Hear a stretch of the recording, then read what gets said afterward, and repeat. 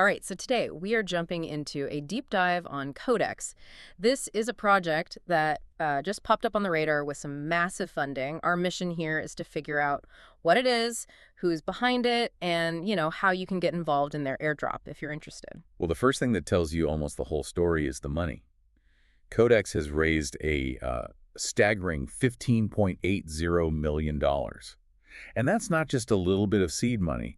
That is a serious signal of confidence from some very big players. A huge signal, and that confidence is coming from an absolute A-list of investors. I mean, we're talking about Dragonfly, Coinbase Ventures, Wintermute. Right, Selene Capital, and even Circle Ventures. Exactly. So the caliber of these backers is what really makes you stop and look closer. They aren't just betting on crypto in general, they're betting on this very specific idea. They are.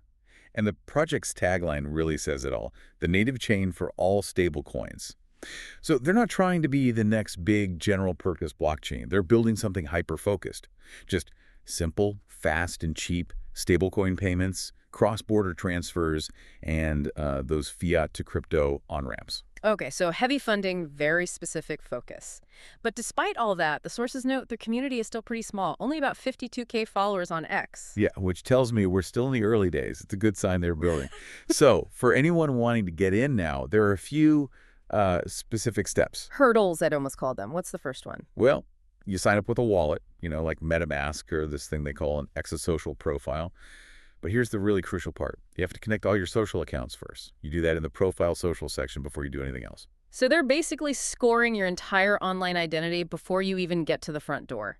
Okay, so once your profile is set up, you have to join this thing called the Guild. What is that exactly? The guild is essentially the portal for the airdrop. It's where the action happens. Yeah.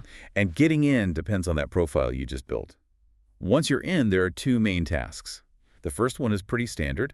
A social task: retweet their post, then get it verified. Simple. And the second task is where they have this, what I think is a really smart gatekeeper rule. It involves Discord. It's a brilliant filter, honestly. Your connected Discord account must be at least 6 months old. If it is, verification is automatic and you're eligible.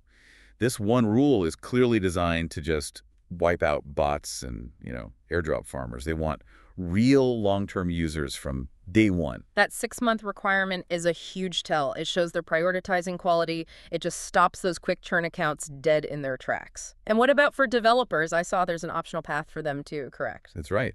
Devs can get extra points by connecting their GitHub account, which again has to be done through that same central profile self-socials section. Everything funnels through that verified identity. Got it. And a quick note on costs. The sources mention you can collect some optional items, but it requires switching to the base network and paying a fee of around 0.03 ETH. But the sources also say to be careful here, confirming you get the roles you need just by completing the tasks. You don't actually have to spend that ETH. So if we just, pull all this together, the picture's pretty clear. You have a highly funded project backed by major VCs focused on a critical niche. And they're using these really specific filters, like that 6-month Discord rule, to build a very robust, authenticated community from the ground up. It's a fascinating strategy. It's not about scale, it's about depth. And that leads to the final big question, something for you to think about. With all that money, all that powerful backing, why build a whole new native chain just for stablecoins? Why not just, build on an existing layer one?